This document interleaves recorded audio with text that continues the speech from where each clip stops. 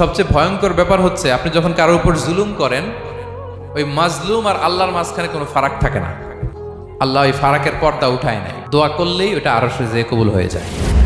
খবরদার, মজলুমের কান্না কখনো বৃথা যায় না।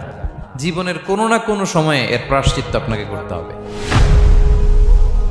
জীবনের কোনো না কোনো সময়ে এর প্রায়শ্চিত্ত করে আপনাকে মরতে হবে।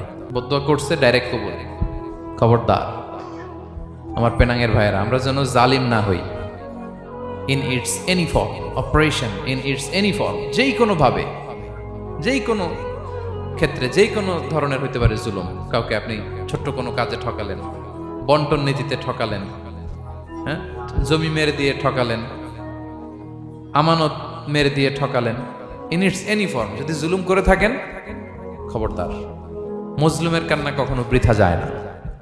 জুলুম শুধু আমাদের জন্যই হারাম না, আল্লাহর জন্য হারাম। আল্লাহ তাআলা বলেন হাদিসে কুদসিতে, ইয়া ইবাদি, হে আমার বান্দারা, ইন্নী হারামতু যুলমা আলা নাফসি, আমি জুলুমকে আমি আল্লাহ নিজের উপরে হারাম করেছি। ওয়া জাআলতুহু বাইনাকুম মুহাররামা, এবং এই জুলুমকে তোমাদের উপর হারাম করেছি। ফালা তাযালামু, তোমরা একে অপরের উপর জুলুম করো না। জুলুম শুধু আমাদের উপরই হারাম না, আল্লাহ নিজের উপরও হারাম করেছেন। তাহলে জুলুমের সাথে কি মুমিনের কোনো সম্পর্ক থাকতে পারে? পারে না।